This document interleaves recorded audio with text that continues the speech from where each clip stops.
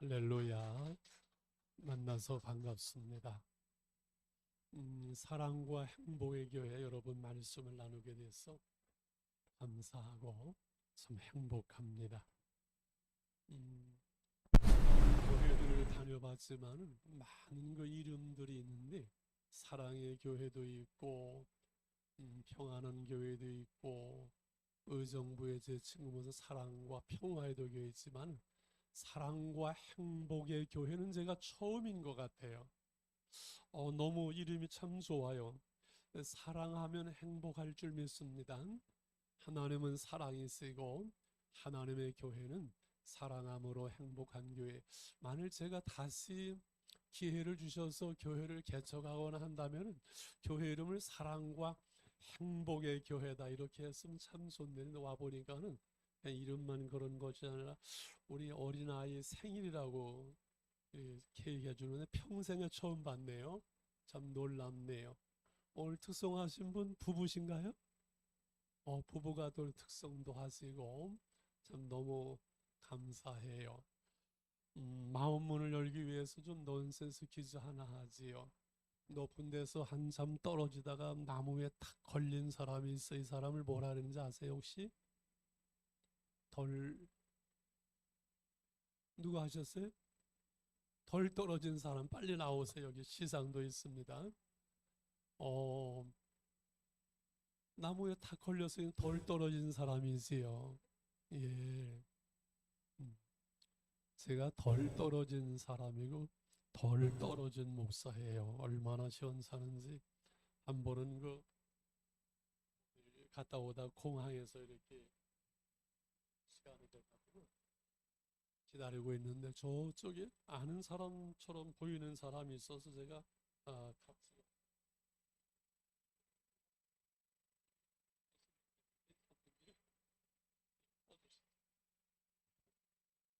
미안합니다.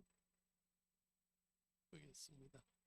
그래서 아유 반갑네요. 여기서 뵙네요. 이렇게 인사를 했더니만 이렇게 쳐다보면서 모르는 것 같아서 어제는 참 많이 뵀는데 실례했습니다. 그러니까 집사람과 앉아있던 몇 사람이 저건 어떻게 알아요? 나는 많이 봤는데 잘 모르는 것 같네. 그랬더니만은 저분 연예인이에요. 연예인. 그러는 거예요. 좀 썰렁한가요? 네. 오늘도 오는데 여유 있게 가자. 30분 전에는 도착을 해야지 해서 충분하게 왔는데 여기 와서 내비를 분명하게 치고 내비를 와서 세 바퀴를 도는데 1분 늦었어요. 제가 ABS가 늦는 건 처음인데 참 죄송하고 이렇게 시원찮고 덜 떨어진 목사인데 제가 얼굴이 좀 보실래요? 행복해 보여요? 안 행복해 보여요? 행복해 보이지 여러분. 영안이 열려서 그러는 거예요. 그거 은퇴했는데도 참 행복해서 오늘 그 행복을 좀 나누려고 그래요. 사랑과 행복의 교회입니다. 여러분 참 행복한 분이라고 생각이 돼요. 큰 교회가 여러분 좋을 수도 있고 또 행복할 수 있지만 저는 교회는 한 가족이라고 해요. 한 가족처럼 다 목사님이 아시고 기도해 주신 여러분 행복한 분들이지요. 제가 몇 주 전에 목사님께 말씀을 드렸어요. 목사님 제가 가야 되는데 교회 속에서 봉사하고 섬기는 목회자를 섬기는 그 설교를 할까요? 행복에 대한 행복한 신앙생활에 대한 설교를 할까요? 아주 두말없이 행복한 얘기 해주세요. 그러시더라고요. 그래서 제가 정해서 5월달에 모든 교회를 가는 데마다 늘 가정 이야기를 하는데 이 행복에 대한 이 말씀을 정해놓고선 와서 또 보니까 다음 주일은 뭐예요?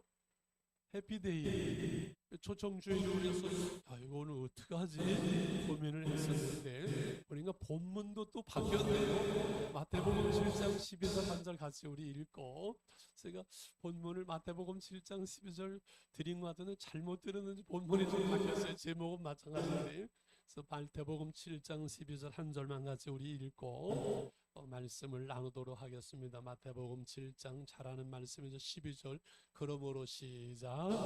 그러므로 무엇이든지 남에게 대접을 받고자 하는 대로 너희도 남을 대접받아 이것이 율법이요 선지자니라. 방송하셨는데 한 번만 더 할 거야. 그러므로 시작. 그러므로 무엇이든지 남에게 대접을 받고자 하는 대로 너희도 남을 대접받아 이것이 율법이요 선지자니라. 마태복음 7장 12절 말씀이지요. 할렐루야. 여러분, 목사님이 우리 교인들 행복했으면 좋겠다. 그래서 행복에 대한 말씀 해주세요. 이것이 바로 저는 부모의 신성이라고 생각해요. 목회자는 늘 부모님의 마음을 주셨어요. 우리 교인들이 행복하기를 원하고, 그래서 교인들이 아파트를 장만해서 가서 예배를 드리면요, 내 집 장만한 것보다 더 목회자는 기쁘고 행복하거든요. 이것이 우리 하나님 아버지의 은혜인 줄 압니다. 하나님께서 우리에게 성경에 수많은 말씀을 하시지요.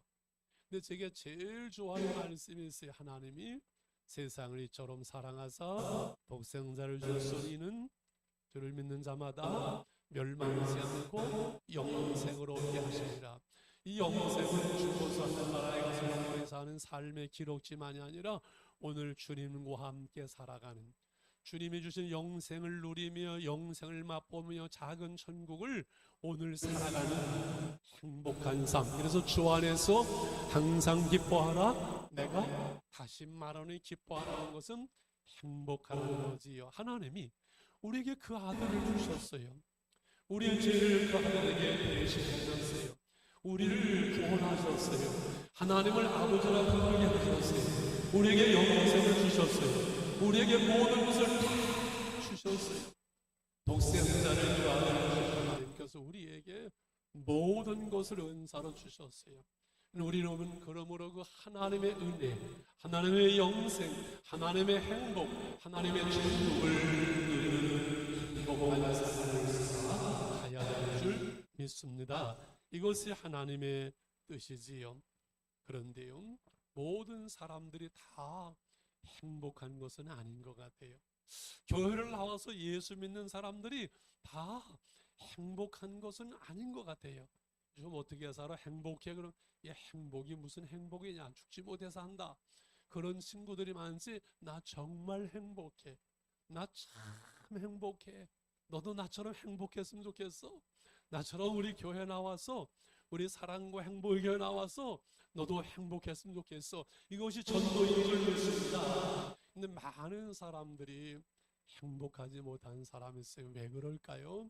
그것은 하나님의 뜻을 잘 알지 못하고 하나님이 주신 그 행복의 길을 잘 알지 못하는 것 같아요. 오늘 마태복음 7장 12절은 하나님의 행복의 방정식이에요. 이렇게 살면 행복하다는 거예요. 다시 한번 해볼까요? 그러므로 시작. 그러므로 무엇이든지 남에게 대접을 받자는 대로 너희도 남을 대접하라. 이것이 율법이요 선지자니라. 무엇이든지 남에게 대접받고 싶은 대로 남을 대접하는 것이 행복의 길이라는 거예요. 여러분, 저를 보세요. 내가 인정받고 싶어요. 그러므로 먼저 인정해줘야 돼요. 사람들이 내게 친절했으면 좋겠어요. 나도 다른 사람에게 친절해야 돼요. 사람들이 나에 대해서 관심이 있으면 좋겠어요. 내가 먼저 관심을 가져야 돼요. 배우자가 나를 사랑했으면 좋겠어요. 내가 먼저 사랑해야 돼요. 사람들이, 자녀들이 나를 섬겨줬으면 좋겠어요. 내가 먼저 섬길 수 있어야 돼요. 내가 먼저 겸손해야 돼요. 내가 먼저 수용할 수 있어야 돼요. 내가 먼저 이해할 수 있어야 돼요. 내가 먼저 관심을 가져야 돼요. 내가 먼저 돌아봐야 돼요. 내가 먼저 기도해 줘야 돼요. 할렐루야. 그래서 행복은요, 관계의 행복이에요. 혼자서는 행복할 수가 없어요.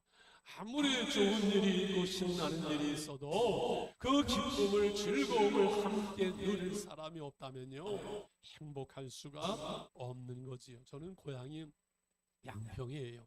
1시간 거리예요. 한강 옆으로 가요. 그래서 전원주택들이 정말 많아요. 그런데요, 가보면요, 전원주택들이 빈 집들도 참 많아요. 왜 그럴까요? 물 좋고 산 좋은데 산 속에 물 옆에 집을 져놓고 살아보는데 한 달, 두 달은 산 좋고 물 좋고 좋아요. 산 좋고 물 좋은 거 한 달, 두 달이지요. 여러분 6개월 지나고 1년 지나면요, 외로워서 살 수 없어요. 그래서 내버려 두고 올라오는 거예요.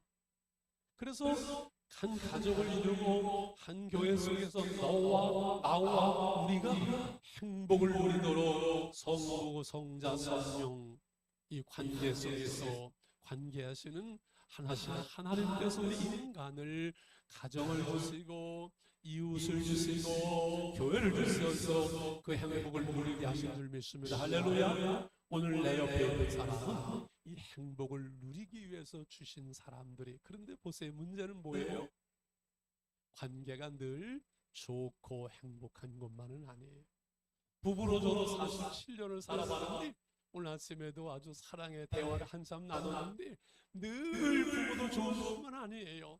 부부싸움 할 때도 있고요, 힘들 때가 있어요. 여러분, 인생을 산다는 것은 관계가 힘들어서 어려운 것이에요.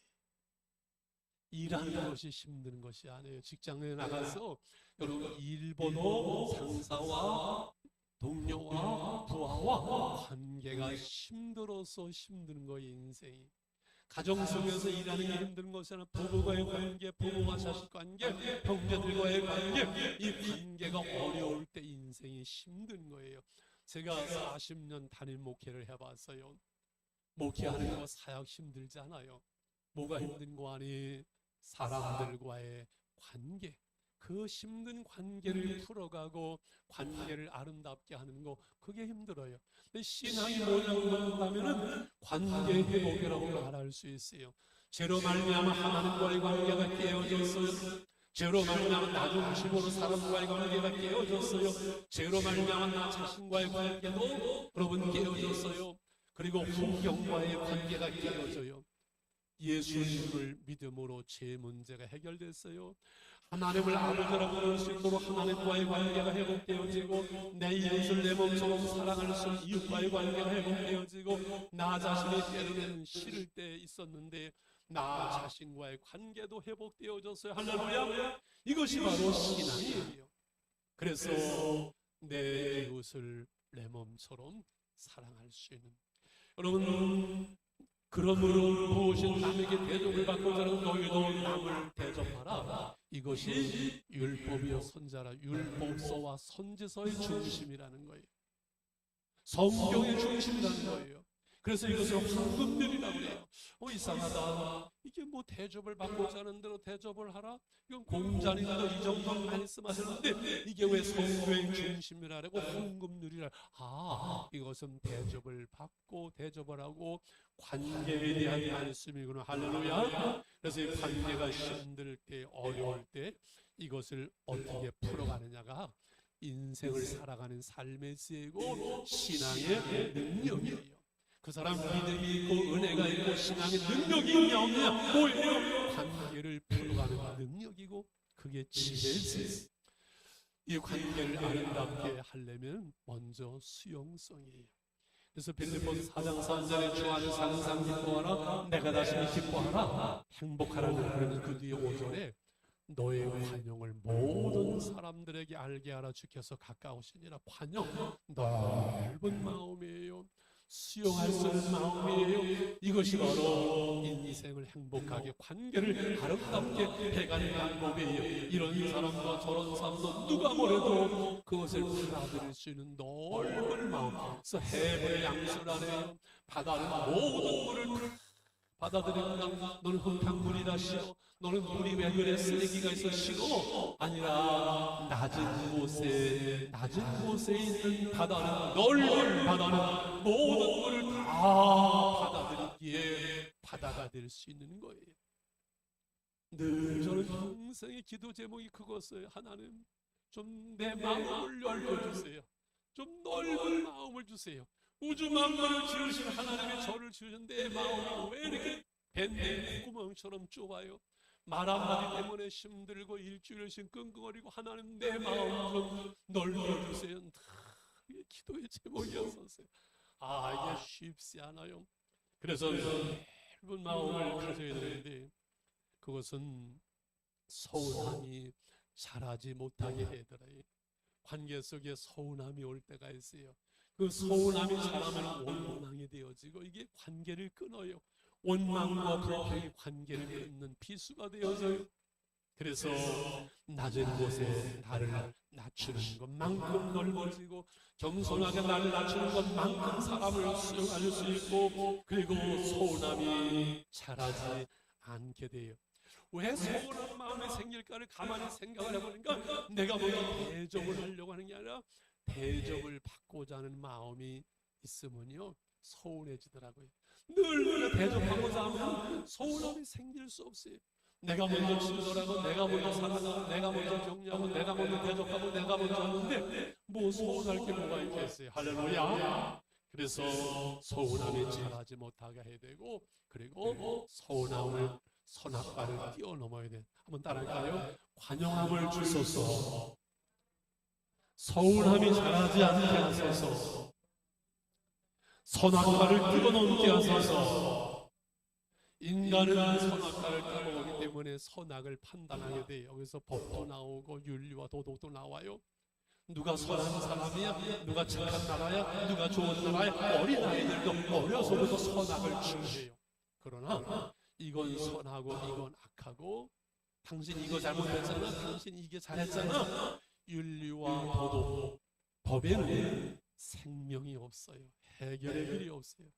당신 그렇게 잘못했잖아, 당신이 먼저 그렇게 말했잖아, 당신 집에서 그랬어, 당신은 이거 잘못했잖아, 따져봤자 아무 해결이 없어요. 여보 미안해 하고서는 뒤에서 그냥 한번 안아주면 다 해결되었죠.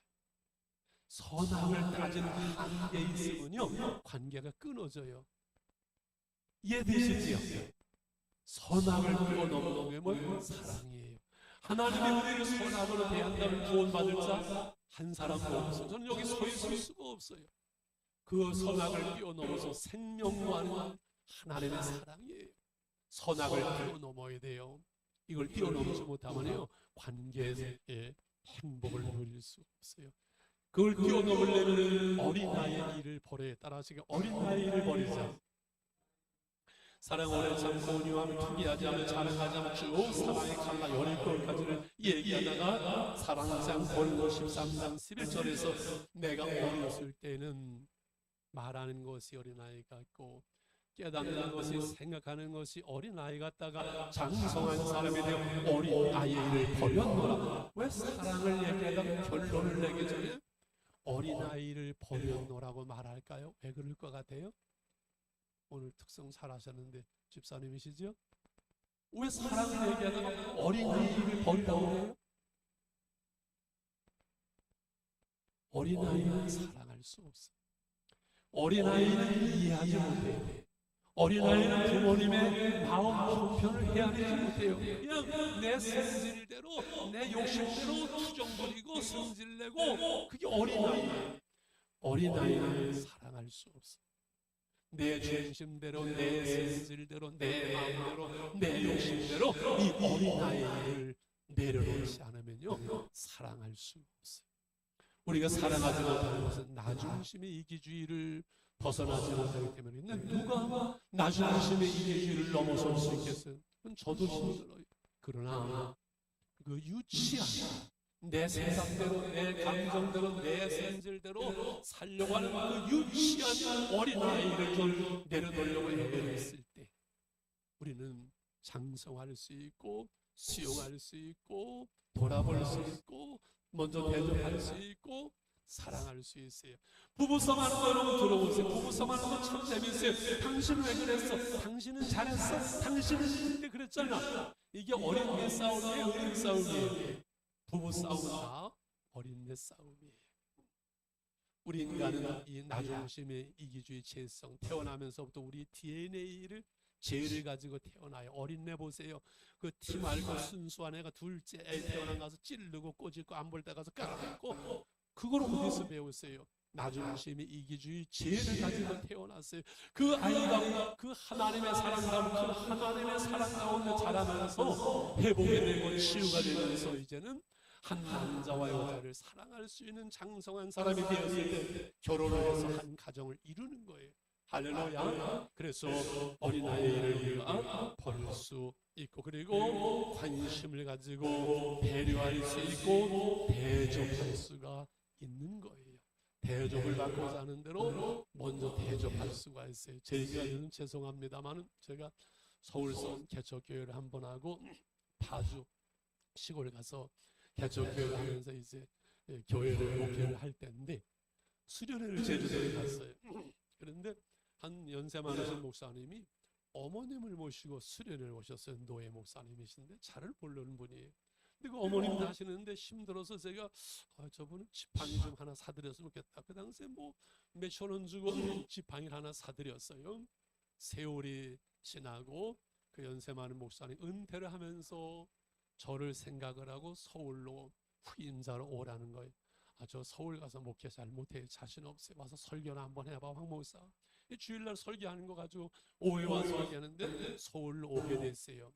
나중에 시골에서 목회하는 젊은 목사를 왜 나 같은 사람 오라고 했을까?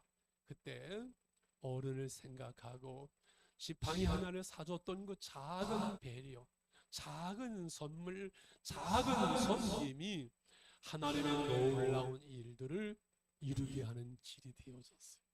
하나님은 그렇게 역사하세요. 할렐루야. 여러분 노인네 모시면 지팡이 사드리세요. 하나님의 놀라운 길들이 열릴 수 있는 것이지요. 그런데요, 가장 큰 대접, 가장 큰 사랑, 가장 큰 배려는 무엇인고 하니, 내가 누군가에게 기도의 응답이 되어주는 거예요. 오늘 마태복음 7장 12절을 가기 전에 이제 다 암송이 되고 암송이 될 거예요. 다시 한번 해볼까요? 그러므로 시작. 그러므로 무엇이든지 남에게 대접을 받고 사는 대로 너희도 남을 대접하라. 이것이 율법이요 선지자라. 율법서와 선지자의 중심이 되는 이 말씀인데, 맨 앞에 접속사가 뭐가 있어요? 접속사? 그러므로는 접속사가 너무 잘 알잖아요. 앞에 있는 내용을 받는 거예요. 7절서부터 12절까지 구하고 찾고 도드리는 자에게 하나님은 기도의 응답을 분명하게 약속을 하세요. 그러면서 결론을 이렇게 내요. 그러므로 구하고 찾고 두드리는 너희에게 내가 응답하겠다. 그러므로 너희도 남에게 대접받고 전하는 대로 남을 대접할 수 없니? 이것이 성경의 중심이란다. 이 말씀이 뭐 같아요? 아니 기도 응답을 약속을 해놓고 그러므로 결론을 내리면서 뚱딴지같이 그러므로 너희도 남을 대접을 해라. 이것은 너희가 기도의 응답을 받기를 원하는 것처럼 너희들도 딴 사람의 기도의 응답이 되어줄 수 없니? 저는 이렇게 해석을 했어요. 저는 이게 잘못된 해석이 아니라고 봐요. 이해 가시는가요? 제가 한 번은 한동대에 가서 집회를 했어요. 그리고 올라왔는데 한동대에 그 아이들이 단교 선교를 간다고, 그 당시에 김포공항에서 출발할 때예요. 와서 저희 교회에서 한 20명이 좀 하룻밤을 자고 새벽에 갈 수, 그래라 하룻밤 자라 교육감을 내주고 이제 자는데, 갑자기 제 마음속 그 밤에 꽤 많은 애수인데 얘들한테 선교 헌금을 좀 줘야 되겠다는 마음이 생기는 거예요. 그래서 뭐 마음에 감동이 오니까 줬어요. 한 달 후에 단교 선교를 갔다 오고 애들이 보고서를 만들면서 책을 만들었는데 저한테 보냈어요. 거기에 단기 선교를 가면서 하룻밤 잠을 재워주는 그 목사님을 통해서 부족했던 선교 자금, 기도의 제목들이 이루어지게 되었다. 그때 제가 깨달았어요. 하나님을 저 아이들의 선교 학비가 모자라서 나를 사용하셨네? 내 마음을 움직이셨네? 저 사람들, 저 학생들의 기도 응답으로 하나님의 나를 쓰셨네? 하나님의 내 마음을 아시네? 그러면은 나는 내 문제에 대해서, 내 물질 문제에 대해서는 걱정할 것이 없네. 그 후로 제가 35년 동안 지금까지도 은퇴를 했어도 재정 문제에 대해서 걱정을 해본 적이 없어요.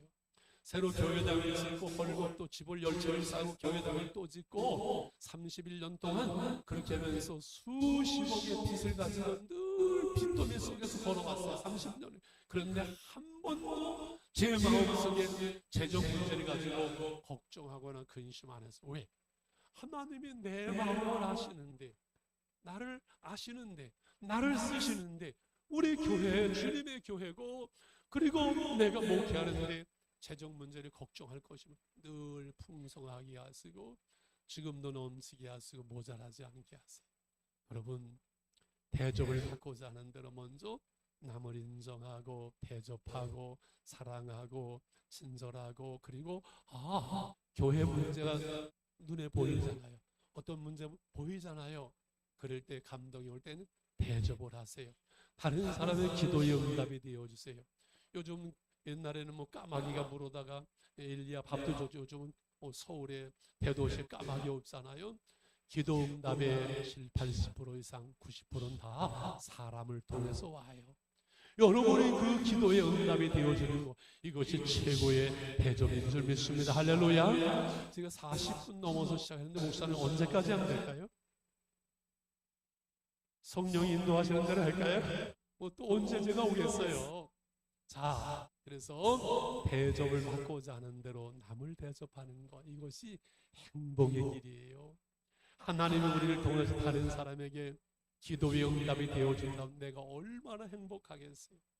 하나님 앞에 우리가 쓰임받는다는 건 놀라운 행복이에요. 그런데요, 내가 남을 대접하는 것도 중요하지만 더 중요한 것은 내가 나를 대접하는 거예요. 저를 잘 보세요. 오늘 다시 암송합니다. 어디? 마태복음 7장 12절 시작. 그러므로 무엇이든지 남에게 대접을 받고자 하는 대로 너희도 남을 대접하라. 이것이 율법이요 선지자라. 잘 보세요. 그러므로 말씀드렸죠. 무엇이든지 인정하고 싶고 대접하고 남에게 대접을 받고자 하는 대로, 따라서 대접을 받고자 하는 대로, 대접을 받고자 하는 마음이 있어요 없어요? 대접을 받고자 하는 마음이 잘못된 거 아니에요. 그런데 내가 대접을 받고자 하는 대로, 근데 나를 먼저 대접할 수 있어요. 이게 얼마나 중요한지 몰라요. 남을 대접하는 건 중요하지만은 먼저 내가 나 자신을 대접하는 게 더 중요해요. 왜 그럴까요? 나 자신을 대접할 줄 아는 사람이라야 남을 대접할 수 있어요. 나를 존중할 줄 아는 사람이라야 남을 존중할 수 있어요. 내 이웃을 내 몸처럼 사랑하라. 내 몸처럼 나를 사랑할 줄 아는 사람이 남을 사랑할 수 있어요. 믿으십니까? 이게 중요해서 내가 나를 대접하는, 나는 참 내가 좋아, 나는 소중한 사람이야, 나는 필요한 사람이야, 나는 내가 참 좋아. 이것은 바로 다른 말로 우리가 자존감이라는 말을 쓸 수가 있어요. 나는 소중한 사람이야. 나는 참 소중한 사람이야. 나는 행복한 사람이야. 나는 내가 참 좋아. 나는 내가 참 좋아. 이런 분 한번 손 들어보실래요? 나는 내가 정말 좋아. 나는 소중한 사람이야. 나는 행복한 사람이야. 나는 내가 정말 좋아. 그런 마음이 드는 사람 상상외로 많지를 않아요. 국제기아대 집기구라는 것이 있어요. 한 손에는 빵, 한 손에는 복음. 우리나라에 만든 아마 그 기아대 가장 큰데요. 본부에 가서 한번 말씀을 나누게 되었어요. 한 150명 모인 것 같아요. 커요. 이 말씀을 그 당시에 나누다가 한 20년 된 것 같아요.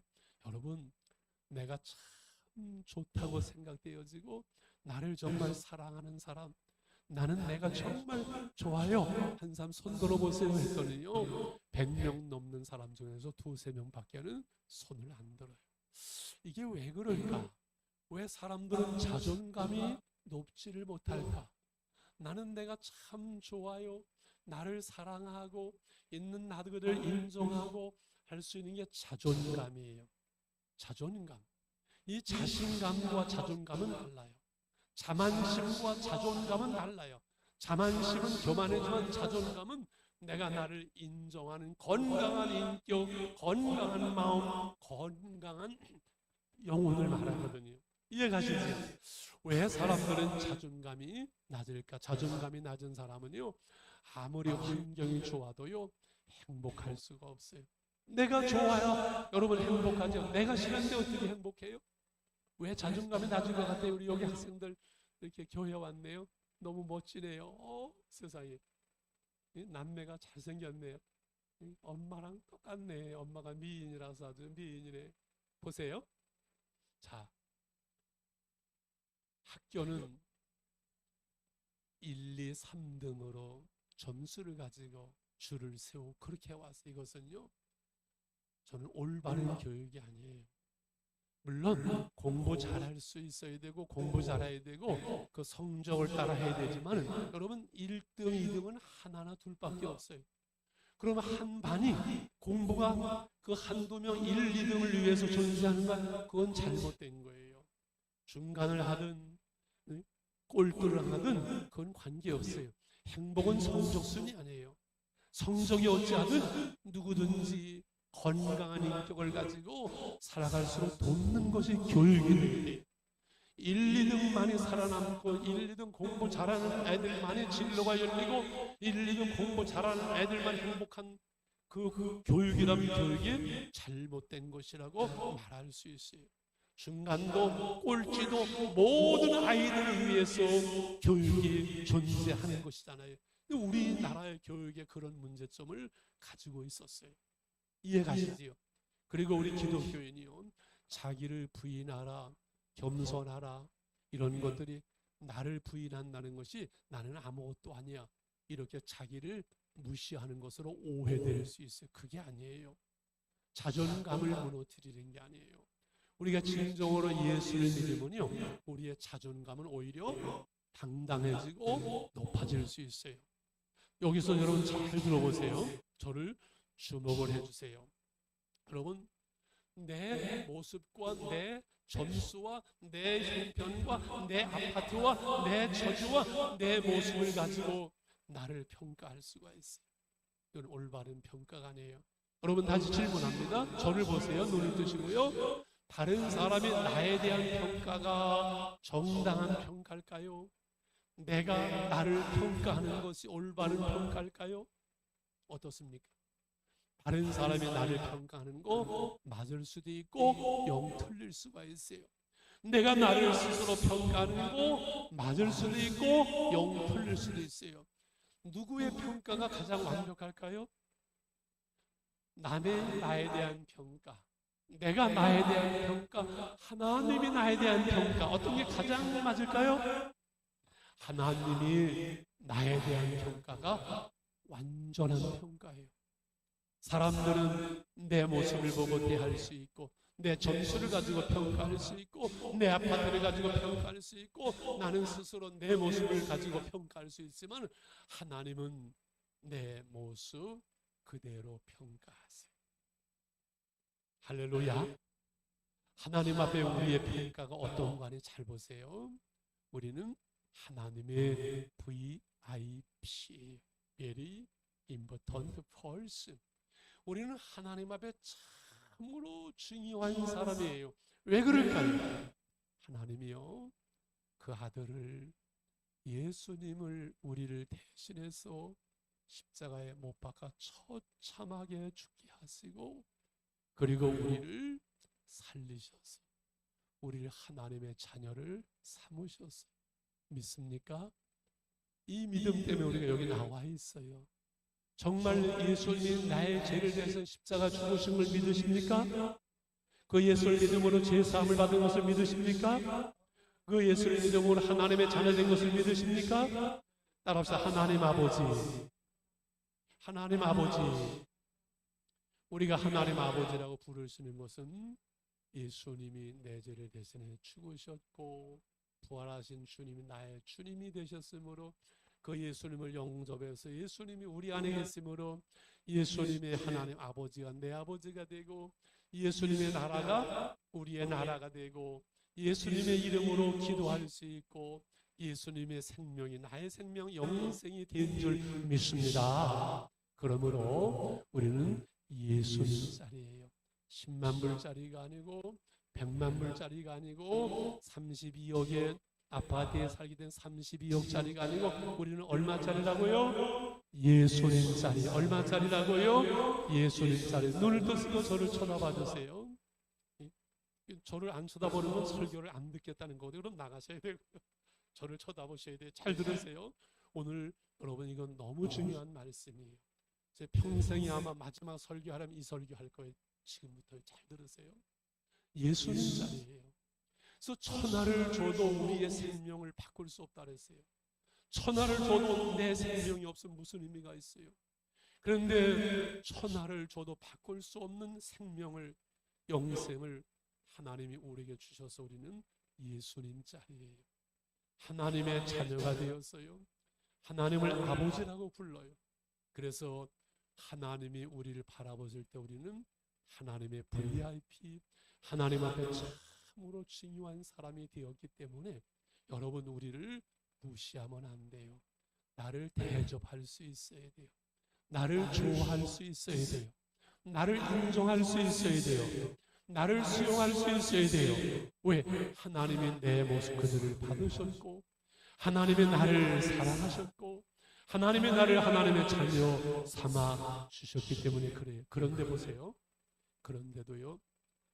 아무리 목사님 그래도요. 내 모습이 지금 내 형편이 지금 내 처지가 죽겠어요. 이렇게 우리가 말할 수 있어요. 목사님 내 인생 살아온 거 몰라서 그랬어요. 내 인생을 되돌아보면요 넘어지고 쓰러지고 상처받고 실패하고 정말 부끄러워요. 우리 이렇게 고백할 수 있어요. 저도 그래요. 되돌아보면 후회함이 참 많아. 이것이 우리의 인생길일 수 있었는데 이 문제를 해결을 하면 돼요. 이건 공짜로 안 될 것 같아서 제가 좀 돈을 가지고 해지요. 돈 10,000원을 우리 교회 나온 남매, 우리 학생들 중학생이지요? 주고 싶어요. 남매 중에 누구 한 사람 나와요. 가위바위보 하든지 오빠가 나오면 동생한테 양보하든 빨리 나오세요. 용돈을 주고 싶은데 좀 아까워서 침도 뱉고 빨리 나오세요. 발로 좀 밟고 좀 꾸기고 이렇게 해서 그냥 10,000원을 드릴게요. 학생 이름이 뭐죠? 지원이 이름도 좋다. 왜 받았죠? 왜 받았어요? 돈 10,000원을 내가 꾸기고 밟고 침도 뱉고 했는데 지저분한 돈 10,000원을 왜 받았어요? 응? 하나님 덕분에 박수 한번 하겠어요. 와, 이런 대답은 처음이네. 하나님 덕분에 받았다. 그거 맞죠. 100점이지요. 어떤 분은 50점짜리는 그래요. 주시니까 받았지. 그런데 돈이니까 받았지요. 그게 맞아. 꾸기고 밟고 침 뱉고 더럽혀지고 그렇지만은 10,000원은 10,000원의 값어치를 가지고 있는 거죠. 내 인생이 밟힌 것 같고 되돌아보면 때 묻은 것 같고 나도 내가 싫어요. 실패한 인생 같아요. 현실도 너무 힘들어요. 그런데 하나님께서 이러한 나를 사랑하시고 부르시고 예수를 믿고 구원을 주셔서 하나님의 자녀로 주시는 영생을 주신 것. 이 생명은 천하를 다 줘도 바꿀 수 없는 이 생명, 영생은 그대로 있어요.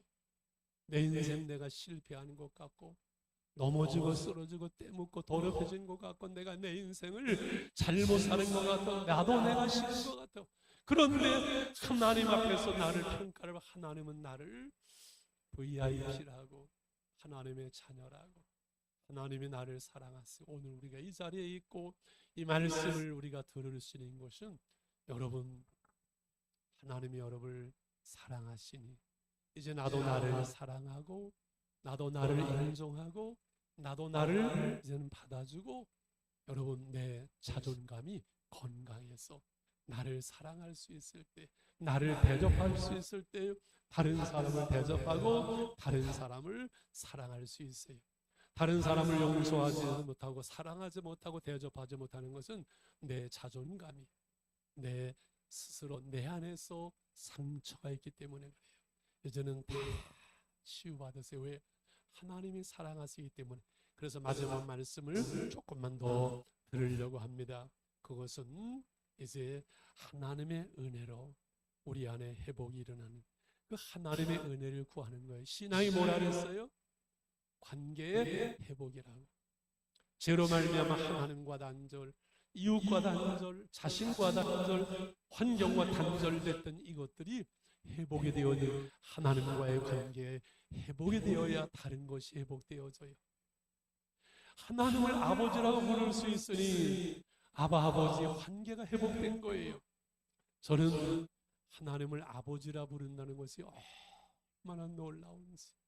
안 믿는 가정에서 예수 믿고 목회자가 되고 괄시받고 쫓아냄을 받다시피 하면서 살아오면서 부모님이 나를 낳아줬지만은 나를 이해하지 못하고 온전히 사랑하지 못하고 큰 다음에 나의 도움이 전혀 안 돼요.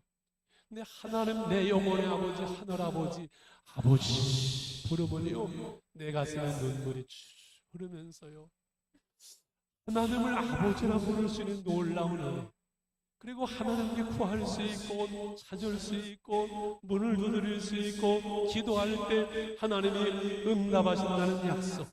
너희가 악할지라도 부모가 자식에게 좋은 것을 주는데 하물며 너희 하늘 아버지께서 구하는 자에게 좋은 것을 주시지 않겠느냐. 할렐루야. 우리가 기도할 때 무엇으로 주신다고요? 좋은 것으로. 그 좋은 것은 기도의 응답이 물론이지만 내가 원하는 것이 되지만 더 좋은 것, 진짜로 좋은 것, 그것은 누가복음 11장에서 뭐라 그래요? 성령을 주시지 않겠느냐. 우리가 기도할 때 구할 때 평강이 오고 은혜를 받고 성령으로 충만해지는 것은 기도의 응답인 것을 믿으시길 바랍니다. 그래서 기도해서 은혜 받는 거예요.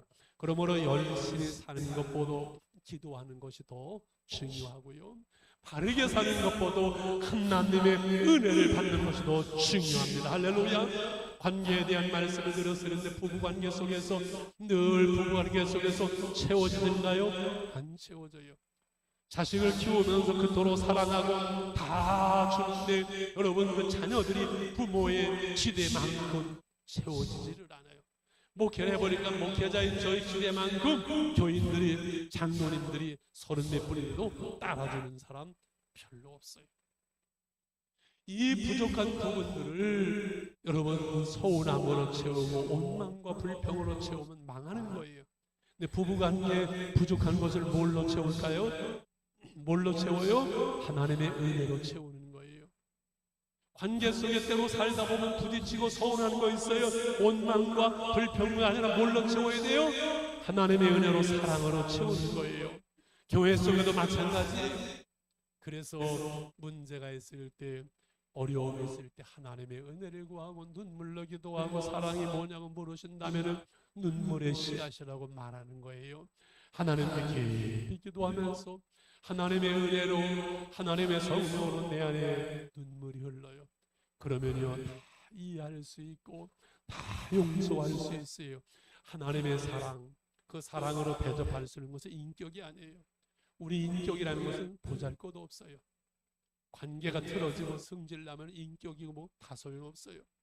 하나님의 부음받은 사랑이 우리를 통해서 흘러가는 것이 사랑이고 그것이 대접이고 그것이 기도의 응답이 되어지는 것이. 그러므로 중요한 것은 우리가 하나님의 은혜로 채워지면서 하나님의 사랑을 채우는 거예요. 우리는 이 가슴은요, 저를 보세요. 여기를 보실래요? 이 가슴은요 소주와 같아요. 그래서 우리 마음속에 가슴에 욕심에는요 아무리 넣어도 아파트 이제 32평만 되면은 57평, 42평만 되면 no. 내일이면 no 아니에요. 세상을 다 집어넣어도 여기는 채워지지가 않아요. 뭘로 채워야 될까요? 하나님의 은혜로, 하나님의 사랑으로. 여호와는 나의 목자시니 내게 부족함이 없습니다. 고백할 수 있는 사람만이 만족할 수가 있어요. 하나님의 은혜로, 말씀으로, 성령으로 채워질 때 우리는 참으로 행복할 수가 있어요. 그 하나님의 사랑을 그래서 아는 것이 얼마나 중요한지 몰라요. 여러분, 하나님의 사랑 아시지요? 독생자를 주신 사랑 아시지요? 로마서 5장 8절에 우리가 아직 죄인 되었을 때 그리스도께서 우리를 위해서 죽으심으로 하나님께서 우리에 대한 자기의 사랑을 확증하셨다고 그랬어요. 여러분, 한번 따라하실까요? 우리가 아직 죄인 되었을 때, 제가 뭘 잘못 건드렸는데 이제 끝내라는 신호입니다. 이제 끝내려고 그래요. 아무리 좋아도 더 가면 안 되겠죠.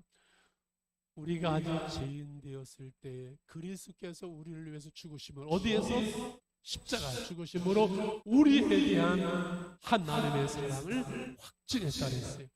하나님이 우리를 향한 사랑이 확증된 것이 어디예요? 십자가예요. 왜 하나님은 사랑하시면서 그 아들을 십자가에 끔찍하게 처참하게 여러분 못 박게 하셨을까요? 죄값은 죽음이기 때문에. 아무리 하나님이지만은 죄값은 죽음이라는 하나님의 말씀을 어길 수 없어요. 그래서 그 아들을 대신 십자가에 대신 죽게 하세요. 그 아들을 죽게 하심으로까지 우리를 사랑하시는 사랑이에요. 그래서 십자가는 인간을 향한 하나님의 공의와 우리를 향한 하나님의 사랑이 완성된 것이 십자가예요. 그 십자가의 사랑을 그러므로 골고다 위에 높이 달리신 거예요. 우리가 힘들 때, 어려울 때, 저도 죽을 것이고 여름 마지막 죽을 때 고통도 올 거예요. 병도 올 거려나 아무리 인생이 힘들고 어려워도 그 십자가의 사랑, 구속의 사랑, 끊을 수 없는 사랑, 영원한 사랑, 변할 수 없는 사랑, 확정된 하나님의 사랑, 우리를 구원하신 사랑만은 의심하거나. 이해가세요? 아무리 힘들어도 그 확정된 사랑, 십자가에서 확정된 그 사랑, 끊을 수 없는 사랑, 영원한 사랑, 그 사랑, 그 십자가의 사랑만은 의심하지 마세요. 그건 의심할 수가 없는 거예요. 지난주에 제가 토요일날 기도를 하면서 하나님의 사랑이 밀려와요. 하나님, 나 같은 것을 사랑하시는 하나님의 사랑 때문에 눈물이 흐르면서 제가 그렇게 질문했어요. 하나님, 그 하나님의 사랑이 어떤 사랑이에요? 그러자마자 갑자기 내 입술에서 일일이 라마 사박다니, 나의 하나님, 나의 하나님, 어찌하여 나를 버리시나이까? 하나님께 버림당하시는 십자가의 예수님, 버림당할 수밖에 없는 나를 대신해서 버림당하시는 예수님의 사랑, 그 사랑이 나의 사랑이란다, 하나님의 사랑이란다 라고 주님께서 제 안에 알게 하시더라고요. 그게 하나님의 사랑이. 말씀을 마칩니다. 열심히 사는 것보다 중요한 것은 여러분이 그 하나님의 은혜를 아는 것이고, 잘 사는 것보다, 바르게 사는 것보다 중요한 것은 하나님의 사랑을 알고 하나님 사랑 가운데 살아가면서 우리를 구하고 찾고 두드리면서 그 하나님의 은혜를 구할 수 있는 것, 하나님이 약속하신 대로 내가 기도에 무릎을 꿇을 수 있는 것, 그것이 열심히 사는 것보다, 바르게 사는 것보다, 잘 사는 것보다 더 중요한 것이지. 여러분, 사랑하였으므로 행복하였노라는 어느 시인의 말처럼 사랑했던 시간, 사랑했던 순간, 사랑했던 사람, 사랑을 했은 그것만이 남는 거예요. 하나님의 사랑을 받고 하나님의 사랑을 알고 내가 누군가를 대접하고 사랑했던 그것만이 아름답게 남는 거예요. 사랑과 행복의 교회. 여러분, 사랑함으로 행복할 때 이웃을 사랑하고 가족을 사랑하고 교회를 사랑하고 목사님을 사랑하고 여러분 서로 사랑할 수 있기를 바랍니다. 저는 하나님께 복을 정말 많이 받은 목사예요. 정말 복을 받았어요. 고난의 과정 3년 먹을 것이 없는 과정을 지냈지만은 30년, 40년, 50년 그 주신 복은 헤아릴 수가 없어요. 하나님이 나 같은 사람에게 왜 이런 은혜와 복을 주실까 생각을 해봤는데 아무것도 없어요. 하나님의 교회를 사랑하는 마음 주셨고 하나님의 종들을, 목회자들을 사랑하는 마음을 하나님이 제게 주셨어요. 교회들을 보면은 늘 감사하고 좋은 설교하는 목사님 설교를 들은 하나님이 이렇게 좋은 목사님 주셔서 감사합니다. 우리 신 목사님 주셔서 감사합니다. 그 마음을 주셨어요. 하나님이. 그래요. 그러면 이제 말씀을 마치면서 빌라델피아 동산 장로교회의 로저스 목사님 그 얘기입니다. 이분이 병이 들었어요. 그래서 사임을 하는데 중직들이 와서 목사님 우리 교회 부임하시는 거는 한 남자와 여자가 결혼한 것 같지 않습니까? 영적으로 그렇게 말할 수 있겠지요. 목사님 남자가 여자가 남편의 아내가 병들었다고 버릴 수 있나요? 버릴 수 없겠지요. 목사님 그냥 목회해 주세요. 지팡이를 짚고서는 간신히 강단에 올라서 짚고 설교하십니다. 전화로 그냥 신방할 정도밖에 못합니다. 그리고 이제 20년 지나서 올로 목사를 은퇴하실 때 온 교회가 눈물바다가 되어지고 그 아름다운 이 얘기가 한국에까지 전해 내려옵니다. 여러분, 내가 목회할 때 3개의 지팡이가 있었습니다. 여기 내 몸을 의지하는 이 지팡이, 하나님의 은혜의 지팡이, 이런 나를 기도해주고 사랑해주는 여러분의 사랑의 지팡이가 있었습니다. 여러분 사랑합니다. 여러분 하나님은 나의 상급이고 모든 것입니다. 같이 우리 2분만 목사님 나오실 때까지 우리 한번 기도하십시다. 신앙은 관계의 회복이라고 말씀드렸습니다. 하나님과의 관계가 회복되기를 원합니다. 나 자신을 사랑하고 인정할 수 있는 나 자신과의 관계가 회복되어지고 이제 대접을 받고자 하는 대로 남을 대접하고 사랑할 수 있는 이웃과의 관계를 회복하게 하여 주시옵소서. 우리 같이 기도하겠습니다.